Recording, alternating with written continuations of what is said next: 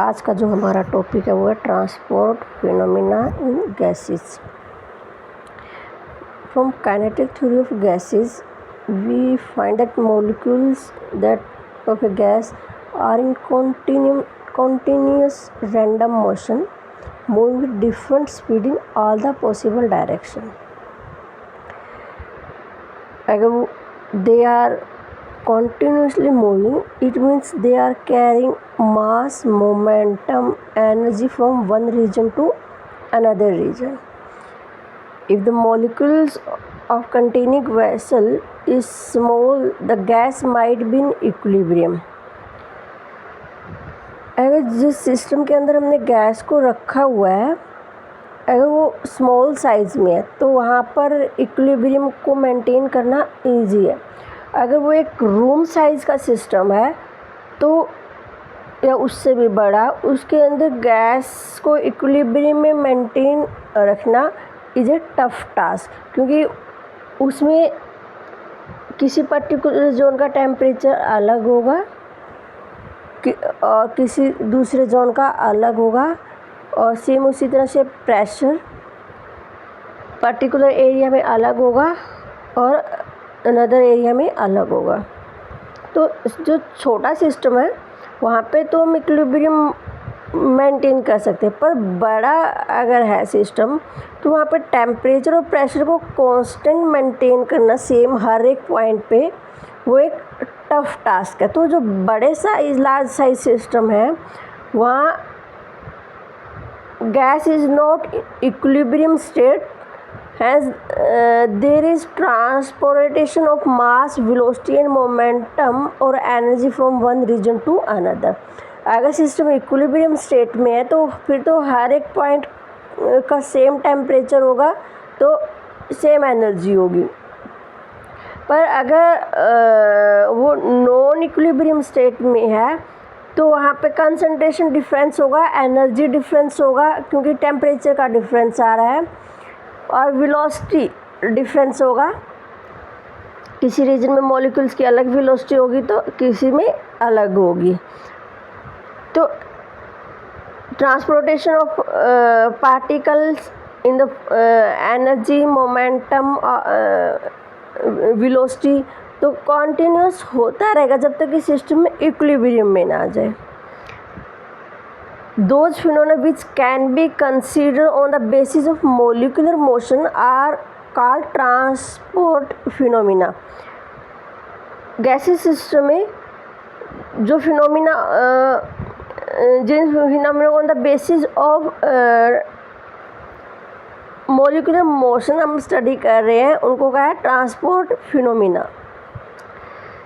The phenomena which can be explain on the basis of molecular motion are called transport phenomena. अगर viscosity को discuss करेंगे तो viscosity में क्या है कि मॉलिक्यूल्स का स्पीड डिफरेंस है। एक लेयर के अगर ये कहें कि molecules are flowing in stream तो जो बॉटम लेयर है स्ट्रीम है उनकी वेलोसिटी नेग्लिजिबल होंगी, जो बिल्कुल बॉटम के साथ ऑलमोस्ट ज़ीरो, और जो टॉप पर है उनकी वेलोसिटी ज़्यादा होगी। तो मॉलिक्यूल्स का ट्रांसफ़र होता रहेगा जब तक पूरा system in the form of velocity equilibrium में नहीं आ जाता कि हर एक लेयर के अंदर जो मॉलिक्यूल्स है वो सेम वेलोसिटी पर नहीं हो जाते। The transport phenomena are the result of natural law that energy system in nature tend to attain the state of equilibrium. तो ये जो ट्रांसपोर्टेशन क्यों हो रहा है, क्योंकि हर एक सिस्टम की टेंडेंसी है कि वो इक्विलिब्रियम स्टेट में आए। जब तक इक्विलिब्रियम स्टेट में नहीं आएगा इन terms of mass, number of molecules की यूनिफॉर्मिटी, हर एक टेम्परेचर की यूनिफॉर्मिटी, तब तक वो ट्रांसपोर्टेशन होता रहेगा। The molecules of a gas in different layer may be move with different momentum. अगर ये कहें कि वो सिस्टम में लेयर की फॉर्म में ट्रैवल कर रही हैं, the molecules of a gas in different layer may moving with different momentum. They will attain the state of equilibrium if the momentum is transported from one layer to another.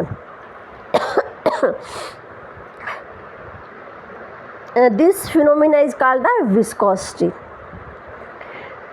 The molecules of a gas in different layer may be having different temperature, so that equilibrium state is attained. Heat energy will be transported from one layer to another. This phenomena is called the thermal conduction. अगर heat different layer का different temperature, तो heat का transportation होगा, और जहाँ जिस phenomena के अंदर हीट का ट्रांसपोर्टेशन हो रहा है वो थर्मल कंडक्शन, और जिस फिनोमिना में वेलोसिटी का ट्रांसपोर्टेशन हो रहा है वहाँ पे विस्कोसिटी. और the molecules concentration is different layer may be different. In order to attain the state of equilibrium, the molecules or mass will diffuse from one layer to another. This phenomena is called the diffusion. अगर particle का एक layer से दूसरी layer में transport हो रहा है, particle के साथ पार्टिकल जा रहे तो ऑब्वियस मास भी जाएगा, तो वो फिनोमिना क्या हो गया, डिफ्यूजन की कैटेगरी. फर्स्ट हम विस्कोसिटी की हम ये कहेंगे कि वेलोसिटी का ट्रांसपोर्टेशन हो रहा है. जब मॉलिक्यूल एक लेयर से दूसरी लेयर में ट्रांसफ़र हो रहे हैं तो वो अपनी वेलोसिटी भी साथ लेके जाएंगे. तो अगर हम इस फिनोमिना को इन टर्म्स ऑफ वेलोसिटी स्टडी करें तो क्या हो गया, viscosity, transport of momentum.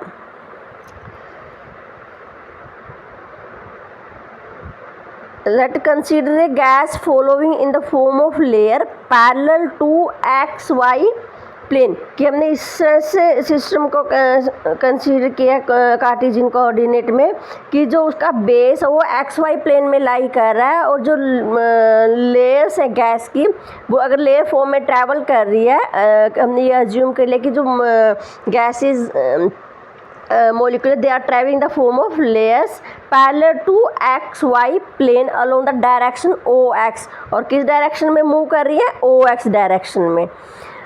The velocity of the gas layer in contact with XY plane is 0. जो XY प्लेन है इसके साथ जो मॉलिक्यूल्स हैं मूव करेंगे उनकी वेलोसिटी क्या होगी, 0 होगी. और let us assume dV/dz is the velocity gradient. जैसे जैसे हम अपर उसमें जाएंगे तो जो वेरिएशन आ रहा है वेलोसिटी का वो है dV/dz.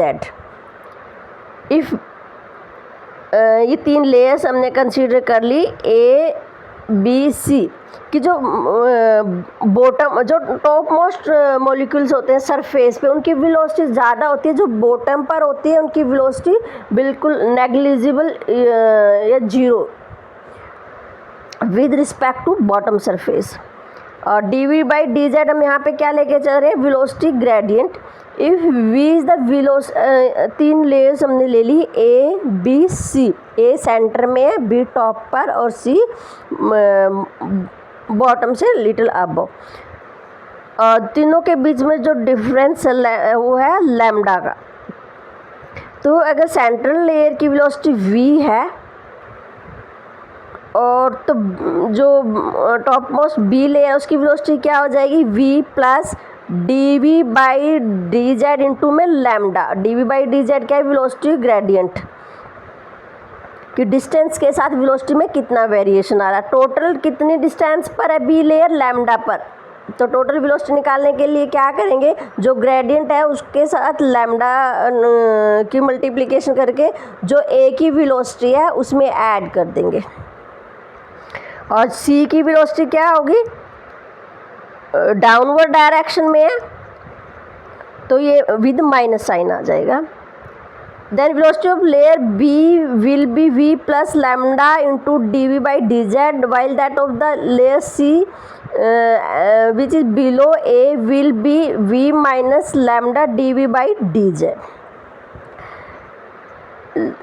सिस्टम के अंदर total number of molecules per unit volume, अगर n is the number of molecules per unit volume और v bar is the average speed of the molecules.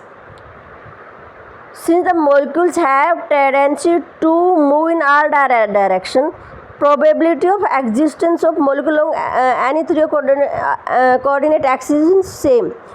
अगर n नंबर ऑफ मॉलिक्यूल्स है per unit volume और v बार average velocity है, तो जो molecules के ऊपर कोई रिस्ट्रिक्शन है उनकी हर एक डायरेक्शन में मूव करने की प्रोबेबिलिटी सेम है। तो जितने x में मूव करेंगे उतने ही y में कह सकते हैं और उतने ही z में। तो हमने 3 इक्वल पार्ट में डिवाइड कर दिया कि n/3 molecules moving along OX and n/3 moving along y direction और n/3 moving on z direction. अब वो फॉरवर्ड मूव कर रहे हैं, रिवर्स मूव कर रहे हैं, x या y या z है, वो भी उसकी भी प्रोबेबिलिटी या टेंडेंसी इक्वल है उनके पास। तो n/3 का n/6 फॉरवर्ड मूव कर रहा है और n/6 बैकवर्ड मूव कर रहा है। तो आर मूविंग डाउनवर्ड, और अगर यहाँ पे हम z डायरेक्शन के अलॉन्ग ऑब्जर्वेशन ले रहे हैं तो z एक्सिस के अलॉन्ग टोटल कितने मूव कर रहे हैं n/3, जिनमें से n/6 डाउनवर्ड मूव कर रहे हैं और n/6 अपवर्ड मूव कर रहे हैं, क्योंकि किसी तरह की कोई कंस्ट्रेंट हमने नहीं लगाई है। तो मॉलिक्यूल्स के पास प्रोबेबिलिटी है, इक्वल प्रोबेबिलिटी है किसी भी डायरेक्शन में मूव करने की। Number of molecules moving along z-axis will be n by number of molecules crossing the plane A upward or downward per second।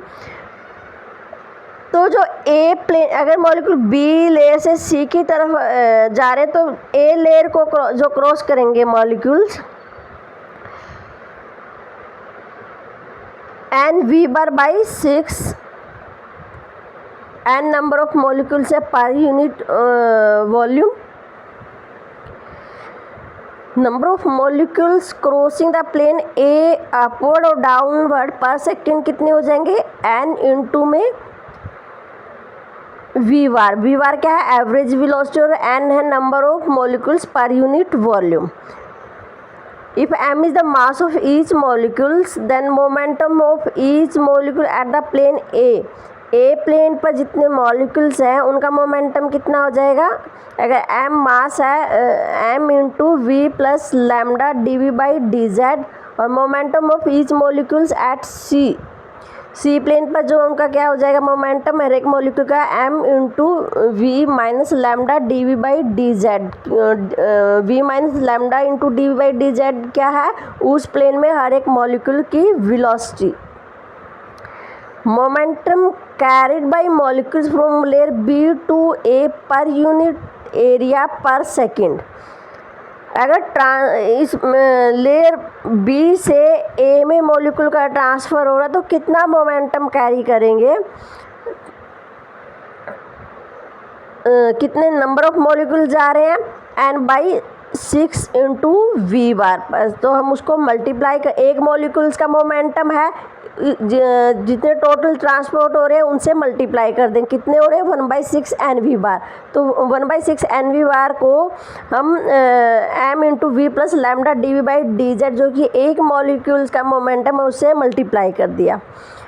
Momentum carried by the molecules from layer A to layer C per unit area per second. A से C का कितना होगा 1/6 m n v bar v minus lambda dv/dz। So net momentum transferred in downward direction पर unit area per unit time of layer कितना हो जाएगा। हम दोनों का सब्ट्रैक्शन ले लेंगे, क्योंकि B से A में मॉलिक्यूल्स आ रहे हैं और A से C में जा रहे हैं। नेट कितना हो जाएगा A लेयर पर ट्रांसपोर्टेशन, दोनों का सब्ट्रैक्शन वो इफेक्टिव वैल्यू आ जाएगी। B से A में जा रहे हैं और A से C में आ रहे हैं, तो A पर कितना ट्रांसपोर्टेशन हुआ है A लेयर में मॉलिक्यूल्स का, दोनों का हम सब्ट्रैक्शन ले लेंगे, इफेक्टिव वैल्यू आ जाएगी। नेट इतना ट्रांसपोर्टेशन हुआ है मोमेंटम का, तो वो कितनी वैल्यू आ गई 1/3 m n v bar into lambda dv/dz। This is a rate of change of momentum, and rate of change of momentum क्या होता है, फोर्स होता है। एंड तो हम इसको फोर्स भी कह सकते हैं। We are considering unit area, so this is the viscous force acting on the unit area of layer A. हमने momentum transfer per unit area per second निकाला है, तो rate of change of momentum per unit area क्या है, viscous force. तो F is equal to 1/3 mn v bar lambda into dv/dz आ गया।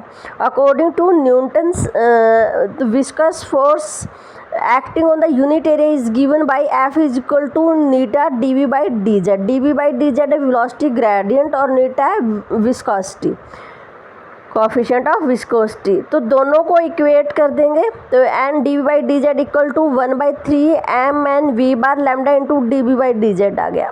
तो यहाँ से n की वैल्यू आ गई 1/3 mn v bar lambda. n क्या है, n है number of molecule per unit volume, तो m इंटू n क्या हो गया, डेंसिटी। तो n नीटा इज इक्वल टू आ जाएगा 1/3 रो v बार लैम्डा। रो क्या है, डेंसिटी। v बार क्या है, एवरेज स्पीड, और एवरेज स्पीड की क्या वैल्यू है in terms of temperature and mass of molecules is equal to square root of 8 kT/m। उस वैल्यू को हमने इक्वेशन 2.75 में रख दिया। और मीन परिपाथ लैम्डा, उसका हमने भी प्रीवियस लेक्चर में एक्सप्रेशन निकाला, वो किसके इक्वल है, 1/√2 पाई n सिग्मा स्क्वायर। तो यहाँ से नीटा की वैल्यू आ गई mv/3 √2 पाई नीटा सिग्मा स्क्वायर।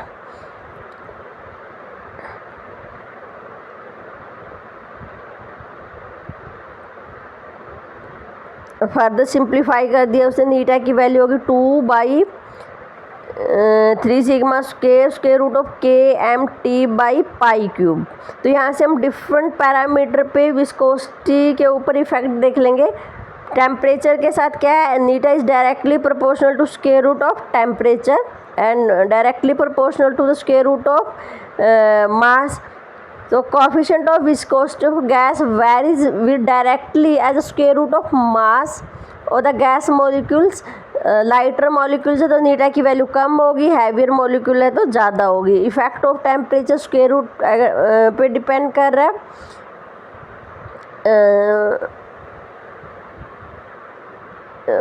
सम केसेस में नीटा is found to vary as t⁻x where x lies between 0.6 to 1।